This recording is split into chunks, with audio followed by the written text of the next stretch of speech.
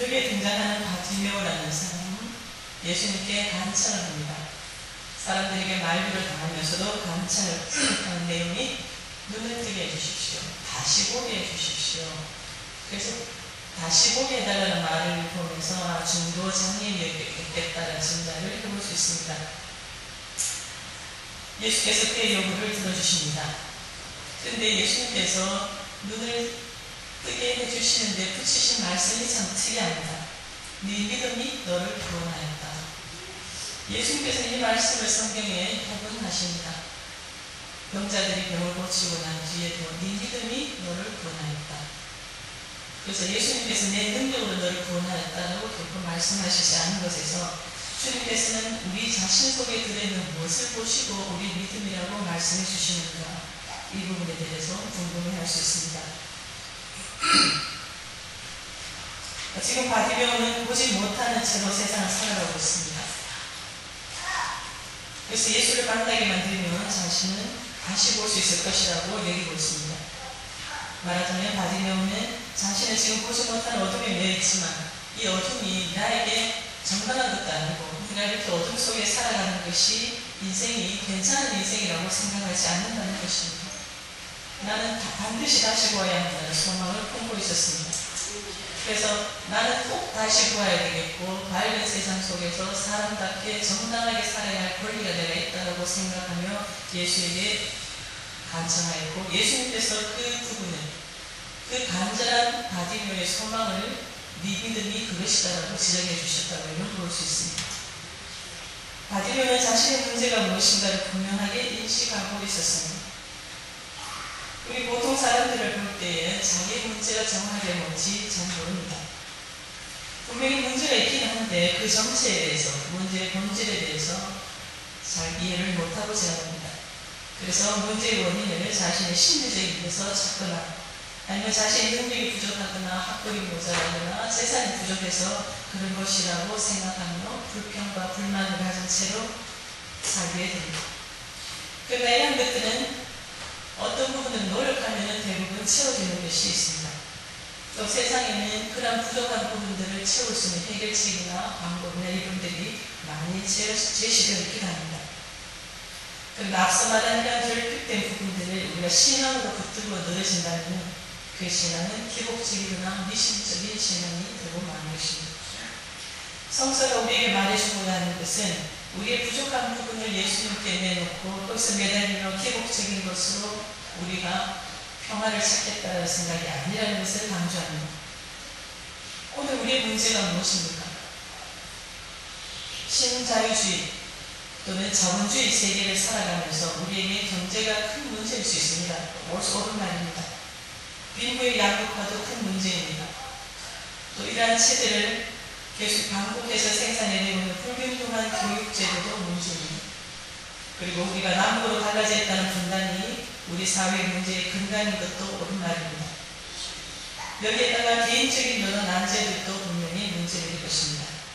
그래서 가정 파괴가 일어나고 해체되고 건강이 상실되며 실직된 삶에서 부딪히는 많은 것에서 우리는 문제들이다라고 인식할 수 있습니다.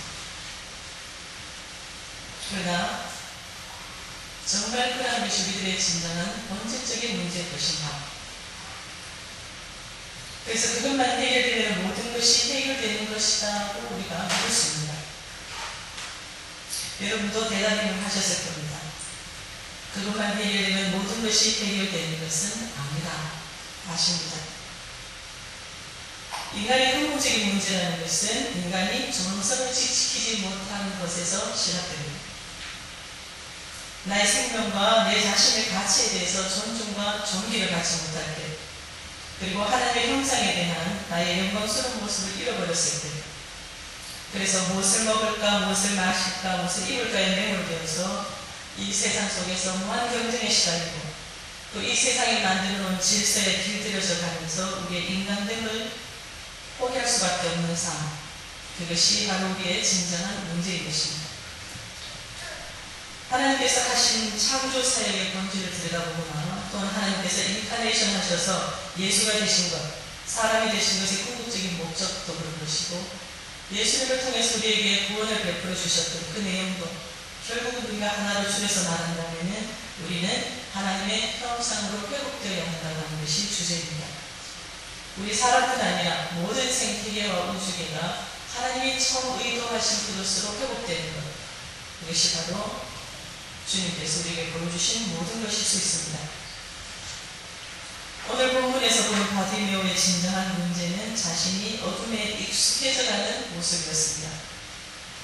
어둠에 익숙해지면서 시작한 풍월에도 익숙해집니다. 그리고 인간의 존승이 파괴되고 있는 하루하루의 일상에서도 굉장히 익숙해져 갑니다. 그래서 바디메오는 편안해지고 익숙해지는 그 일상을 위기로 받아들였지 않았을까 이런 생각해 볼 수 있습니다. 사람답게 살아야 하는 것을 포기해가는 위기입니다. 비굴해져가는 자신을 봅니다. 그리고 사람들이 조롱이지는 무감각하게 길들여가는 자신의 모습을 봅니다. 그래서 그러한 모습을 보면서 좌절하고 분노하고 있다는 것을 우리는 이해해 줄 수 있어야 합니다. 이제 이 바디메오가 예수님께 다시 보게 해달라고 간청을 하는 것은 바로 나 자신이 이러한 것에서 벗어나고 싶다라는 몸부림입니다.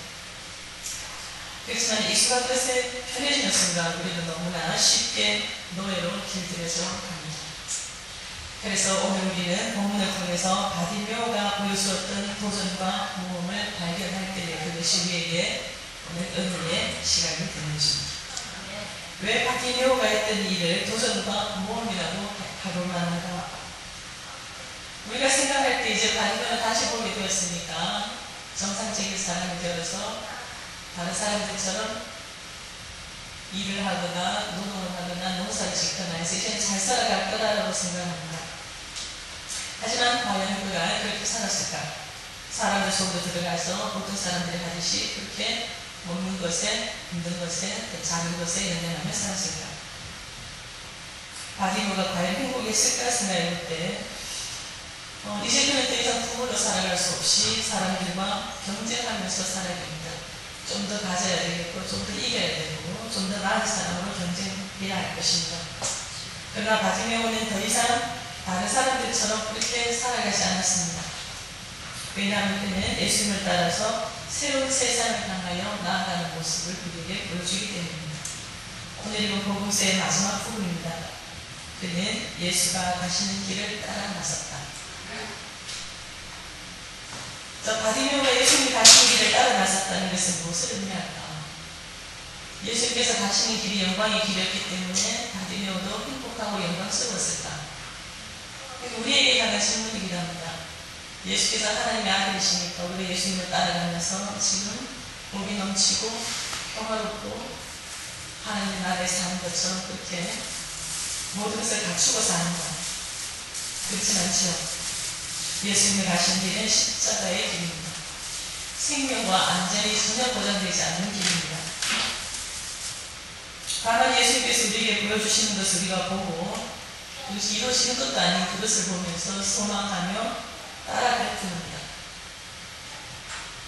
2000년 기독교 역사에서 그를 따랐던 얼마나 많은 사람들이 단지 그들이 보고 홍보했던 것 때문에 얼마나 많은 사람들이 죽어가는지 모릅니다.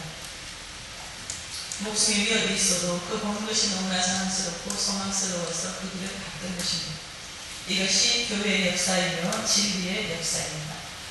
자, 그렇다면 다시 보게 된 바디메오는 행복했을까요? 여러분은 어떻습니까? 십자가의 길을 따라 나섰으면 지금 행복하십니까?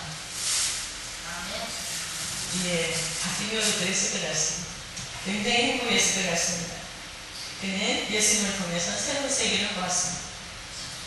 전에는 자기의 존엄성 때문에 인간답게 대접받고 싶어서 눈을 뜨고 싶다 했지만 그 소망의 시라도 예수를 만난 이후에는 새로운 세계를 보았습니다. 하나님 나라를 보았습니다. 그리고 그 세계를 살았습니다.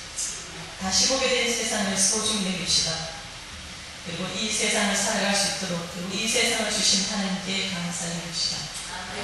세상에 길들여지지 아니하고 하나님의 세계를 꿈꾸며 오늘도 내일도 영혼까지 예수의 길을 우리가 다시 살게 되기를 바랍니다.